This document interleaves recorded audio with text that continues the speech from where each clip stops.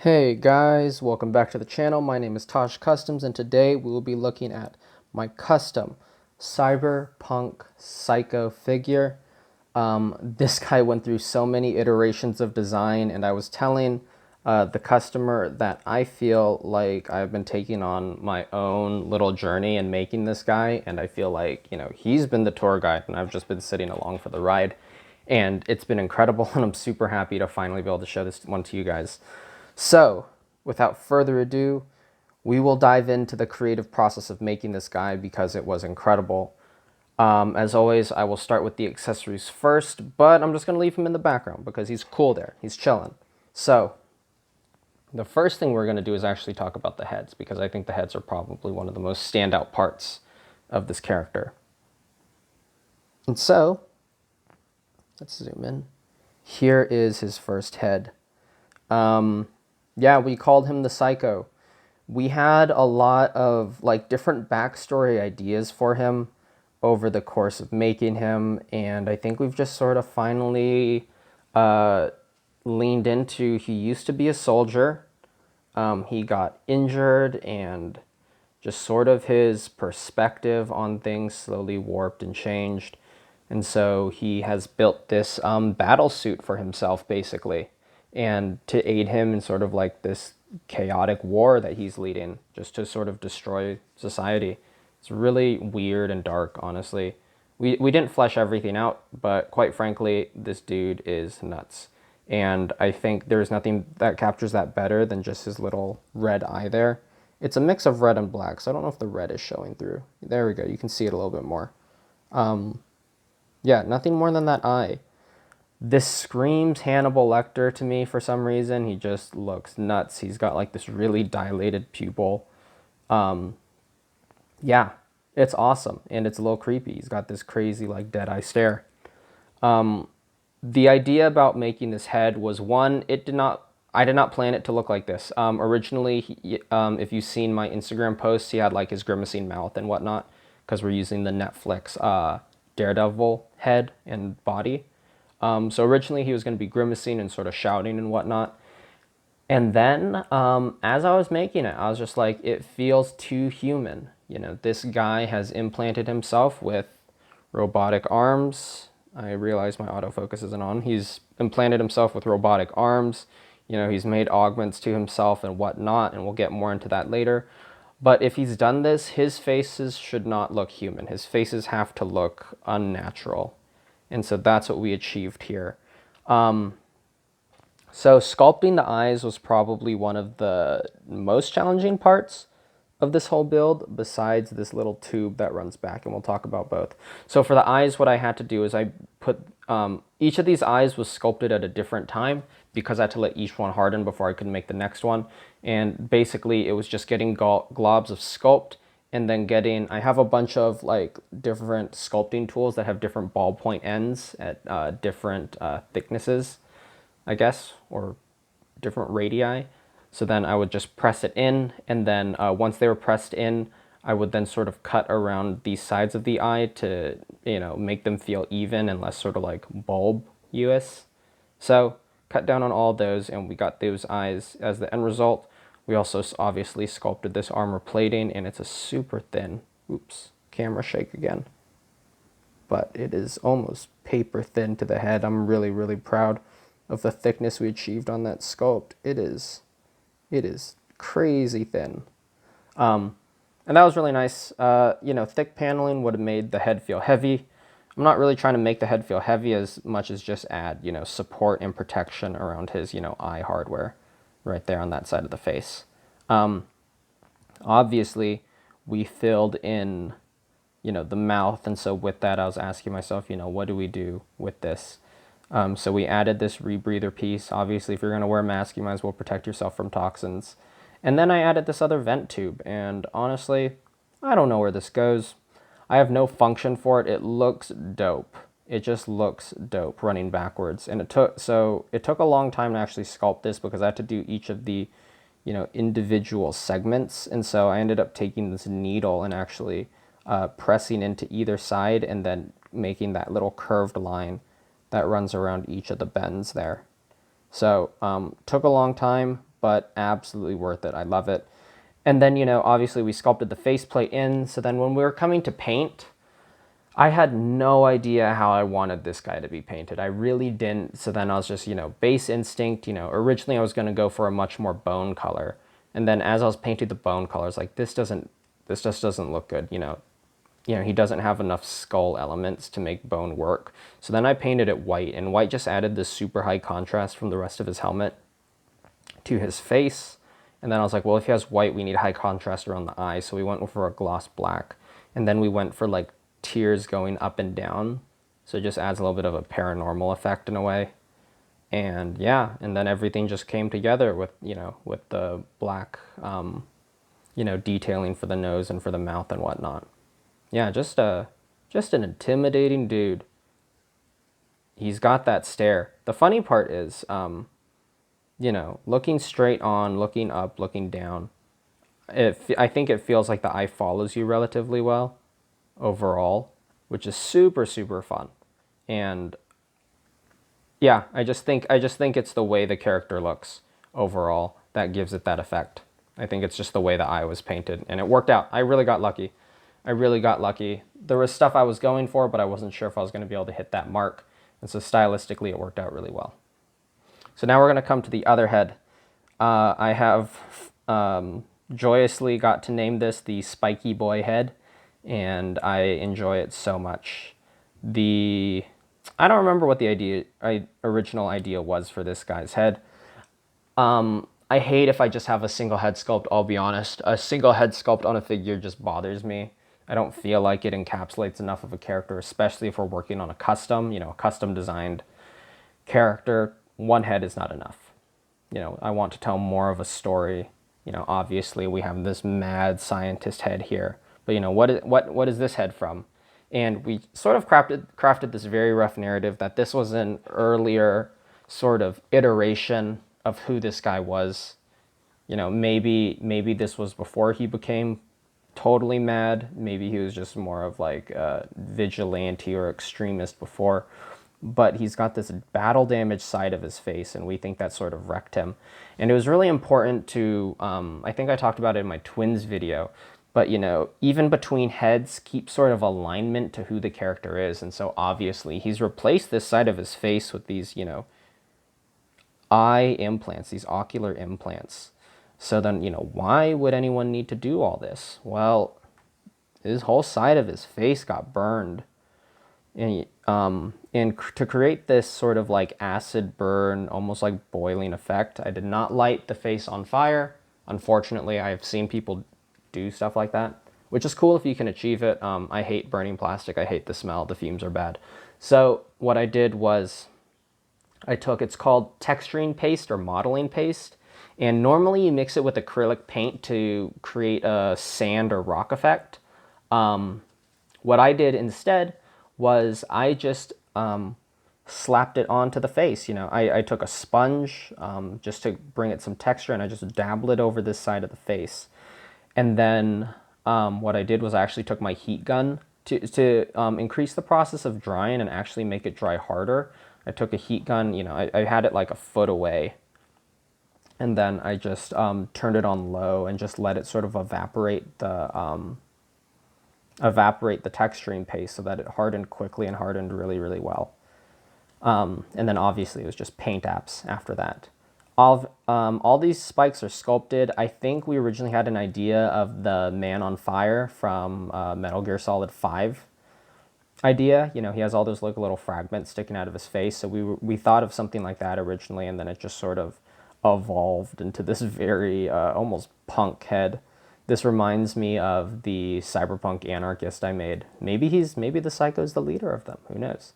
But we're working with the Scourge head from Marvel Legends. So how do we make it feel different? That is always the question we ask. Obviously, we have the spikes. Obviously, we have that really, really cool metal burn. And I'm going to zoom in just so you guys can appreciate that. Look at that texture. It's so beautiful. Yes, get you some modeling paste and go make some burn effects. It's super, super fun, and it looks super, super dope. You just got to be able to paint the layers right, the low and the high parts of the texture just to make it really stand out, but I think it looks dope. Anyways, how do we make this guy feel different? You know, it's a very, very distinct Marvel Legends head sculpt, and I know a lot of people love it, so it's easily recognizable. So, you know, how do we break that up? So we sculpted this new eye, obviously, and then we also gave new mouth paint to it. And then the big thing after that was going, you know, what kind of helmet is this? And so obviously we went for the red face up front, and then we went for a fade running to the back. You know, we got some gunmetal and silver in the back too. And so really just the idea was that this is, you know, this is not like a full face helmet, clearly. It's much more of a mask than this one is. And so, you know, because of that, just some different stylistic choices in terms of, you know, how do the, you know, I can't do a tube running around because it's not a full face helmet. There's not the same type of seal on it and whatnot. And so the design choices and stuff had to be a little bit different in terms of, you know, how does the stuff apply. I think this mask and helmet feel, you know, just the look of it, it feels a lot more permanent. This feels like, you know, some really permanent changes that this guy has, you know, done in terms of the implants and whatnot to his head. Whereas this one can, you know, can clearly be taken off and also, you know, denoted by the battle damage and stuff, you know, sort of peeled off the face. So yeah, just some important design cues and just some thoughts, you know, while creating this guy. You know, how do we sort of just tell a story through the design? So then, moving on to his other accessories, because we have two robotic arms, it was important to sort of dual wield a lot of stuff. So we have these dual katanas. I got these from Resin Armory. I believe they are the Deathstroke swords from Mezco that he casted. Yeah, black on the grip, chrome silver on the blade. That's all you need to know. Very simple, very easy. You can't go wrong. You can't go wrong. Talking about dual wielding stuff, we also have these dual pistols. These are also cast from Resin Armory, but they are the Mezco Deadpool pistols. Black on the grip, silver on the slides. You know, you're seeing a theme here. It's easy work, and it's very effective. And, you know, that's all you need. He has standard handguns. Now, this is where we get to the mad scientist part. He's got this big old cannon. It was super fun painting this. This was originally from the the Avengers Marvel Legends Toys R Us 3-pack with Nick Fury, Coulson, and Mariah Hill, Agent Hill. And this is the big gun that Coulson shoots Loki with. 4 years ago when I first started customizing, I bought a ton of those packs because I knew they were only going to get rarer, and man, have those packs, had buying those packs paid off over the years. I have used the holographic scope that normally sits on here. There's a holographic scope that sits on the back. I have used a ton of those holo scopes to mod out guns. I've used the big scope a couple times. In this case, we cut the holo, just left the big scope, and we got this big, gigantic cannon. You know, a BFG, you might say, for our Psycho. Important thing to note, just the orange highlights. That'll come more into play once we look at the main figure. But this gun is normally like a bluish gray plastic, so I dry brushed it all to matte black. And then after dry brushing it all to matte black, added some highlights of silver, and then hit the orange, and then around some of the external plating, hit it with red, just so that it matches the Psycho's overall color scheme. So there we go. He's got something to zap people with. I assume this just like vaporizes people, just disintegrates everything around him. That would be pretty fun. And then last but not least, we have his alternate hands. These are just his pair of fists. And, you know, these are from the Netflix Daredevil. So the armor got hit with a gloss black, and then the knuckles are done in an orange. That's all you need to know. The orange, once again, pay attention to the orange. We'll come back to it later. It's important. So now we're going to pull the Psycho off the stand. I'm going to take his other head, put it on him. And now we are going to figure out how to talk about this guy, because there's a lot of layers to the design. So I am going to do it from the feet up, because it'll just get more complicated as we go up. So the boots, they're boots. Haven't done much. Added some red to that more textured fabric area. Just added minor detailing and dry brushing. There's really nothing to write home about for these boots. They're combat boots. That's all you need to know. Coming up to the suit, though, if you are familiar with the Mezco Daredevil Netflix Daredevil suit, you'll know that it is a maroon color. We used Angelus leather paint to spray it all black, and thankfully, rubber paints differently than fabric does. And so the black rubber parts still stick out and still keep sort of their glossy quality about them, even though they've been sprayed over with a black paint. And so because of that, we get to keep the detail, not only textural wise, but actually color wise, of the rubber areas, which is really, really cool. And I love that. Looking at the knee pads though, these are still the same knee pads that the original character comes with, but obviously we have some gunmetal and silver on the front of the knee pad and also just some orange highlights. That orange is more of a design choice than an actual functional choice. I'll tell you when the functional orange comes in. Moving up to the belt. This belt is from the Mezco Blade figure. I worked with Mezco Blade on a Star Wars figure I did a little while ago, and so I had a spare belt sitting around. So we used it for this. This orange on the belt is also stylistic orange, not functional orange. We'll talk about functional orange when we get there.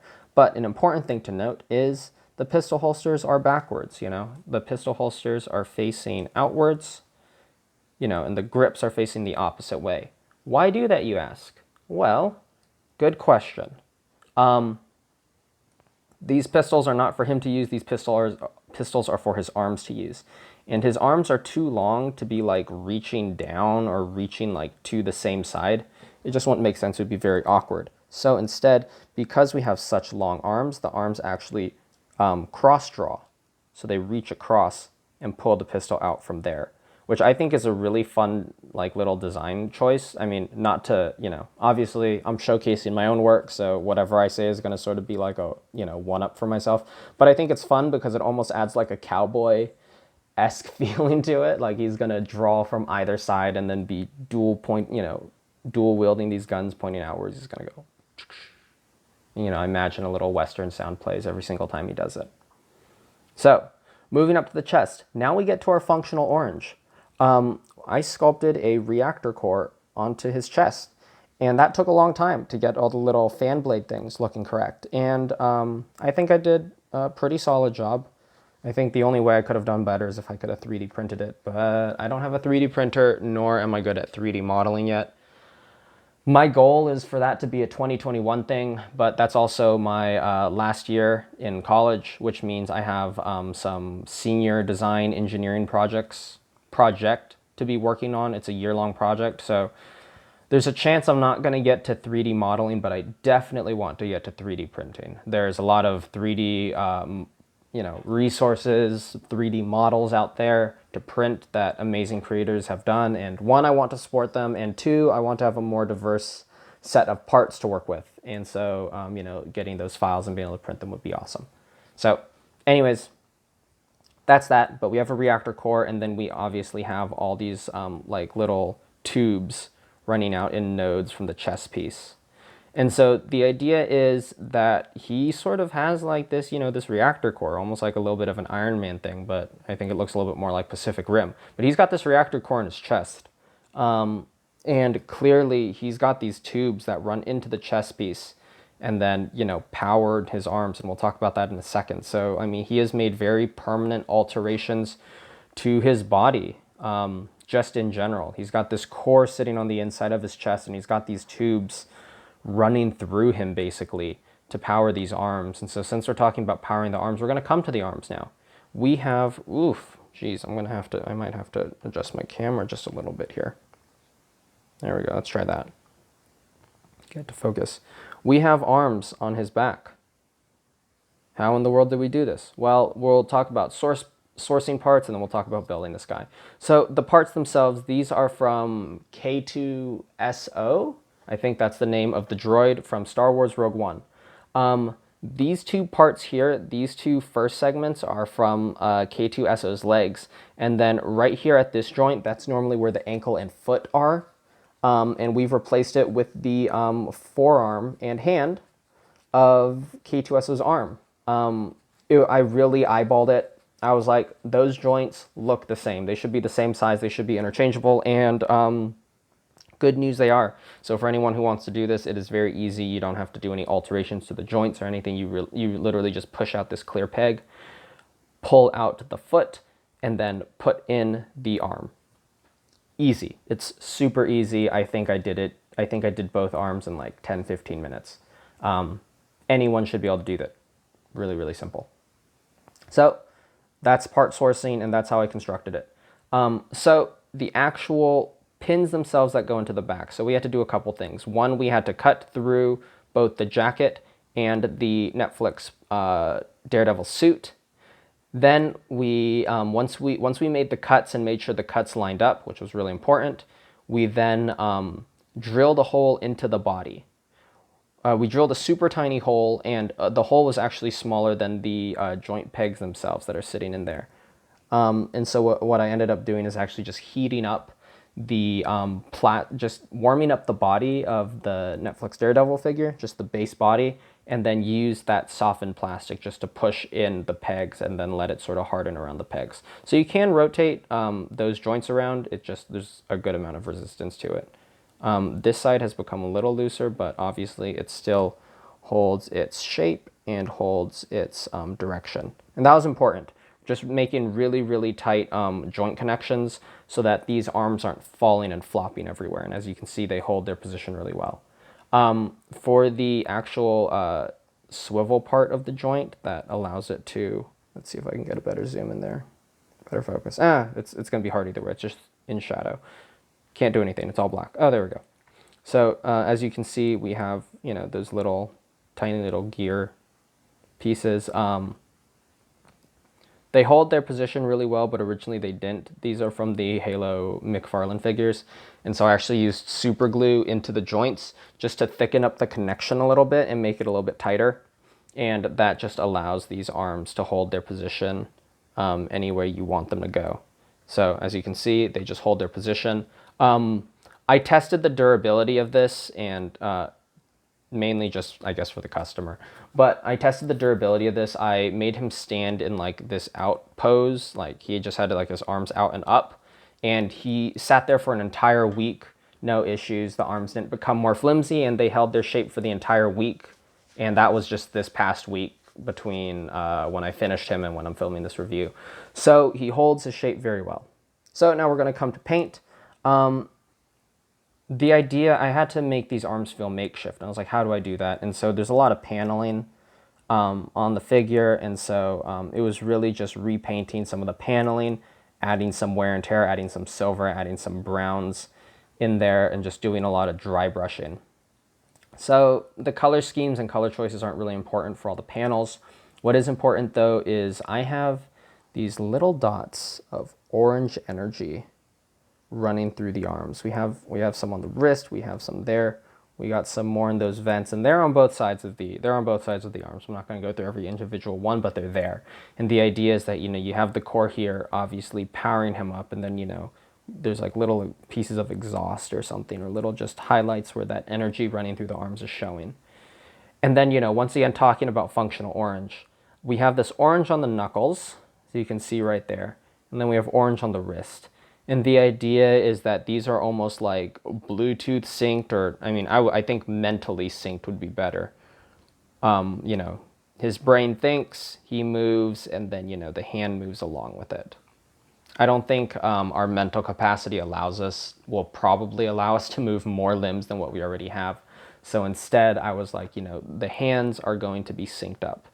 So he will be motioning, and obviously he has a much longer range with these arms here. So that was the idea, just sort of talking about functional orange in there. An important thing to note is that I did actually cut into the fingers on both sides of the hand just to give him a little trigger finger for holding both the pistols and the big blaster. So that was pretty cool. It was just a little extra detail I had to do. The hoodie itself is from Red Hood, or not Red Hood, Red Arrow.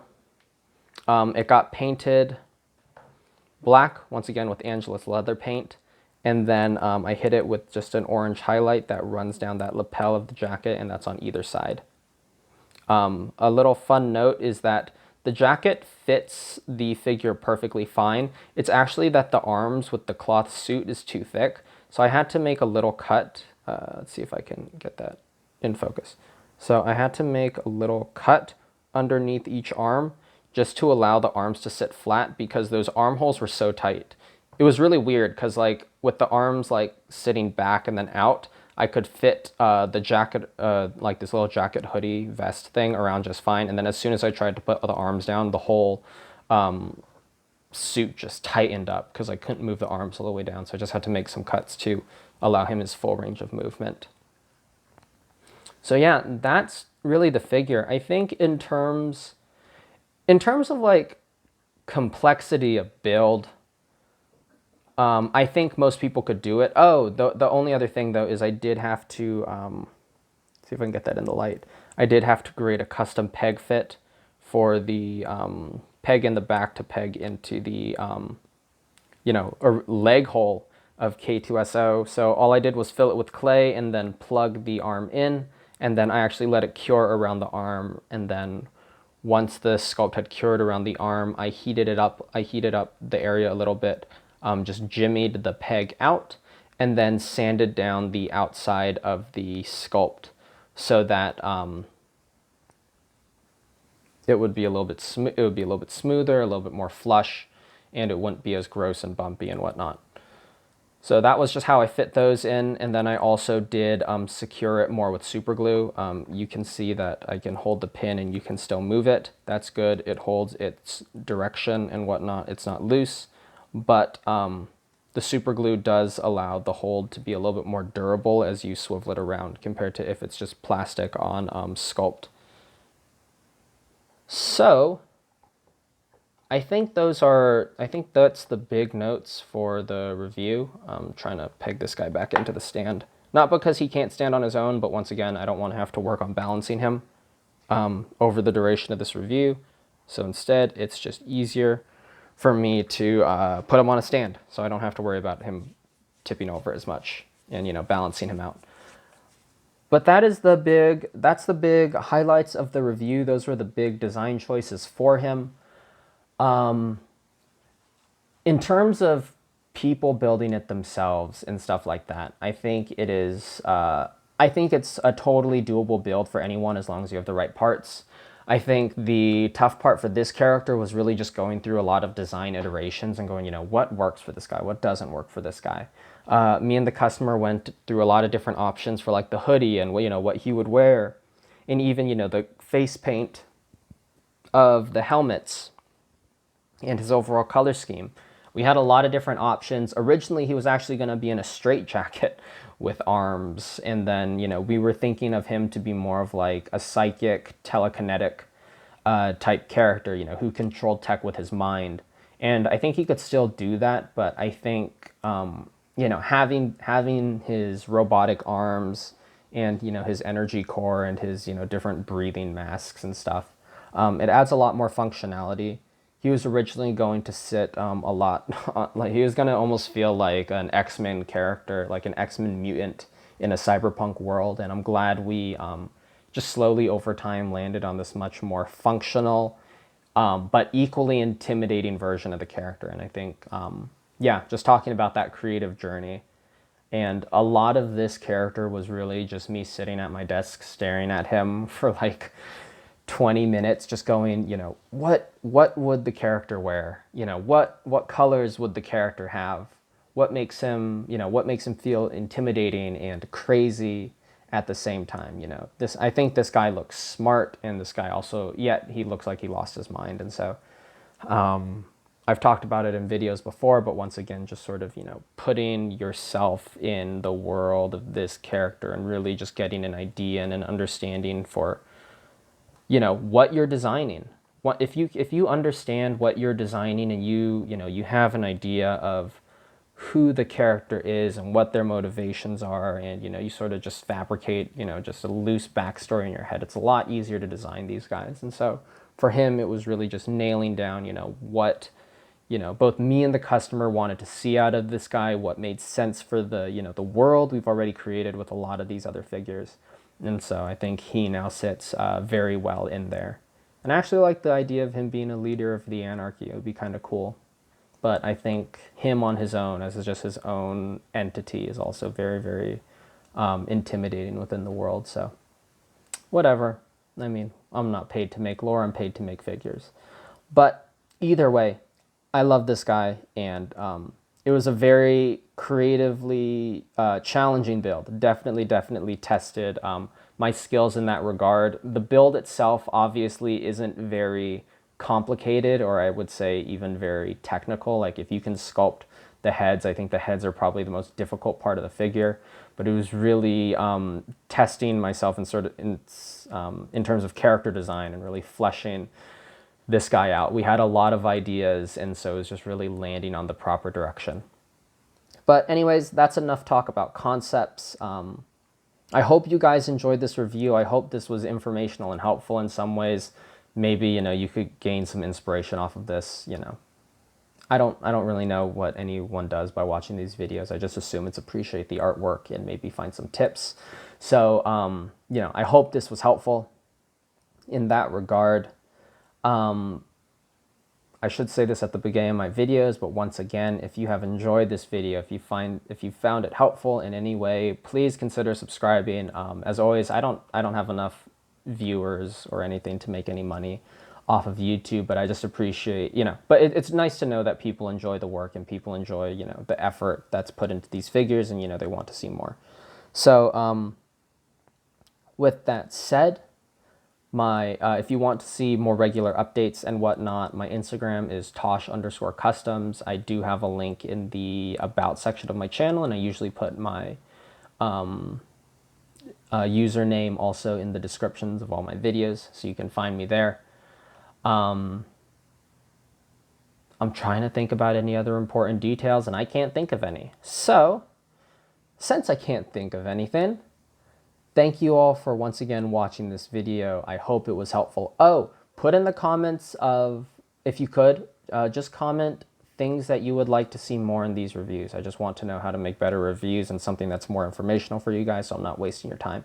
So yeah, throw those in the comments just to let me know how I can make my videos better in terms of the stuff I'm talking about, in the terms of the stuff I'm highlighting for the figure. And with that being said, I will see you all later. I hope everyone has a wonderful day, and I will catch you on the flip side. Take care.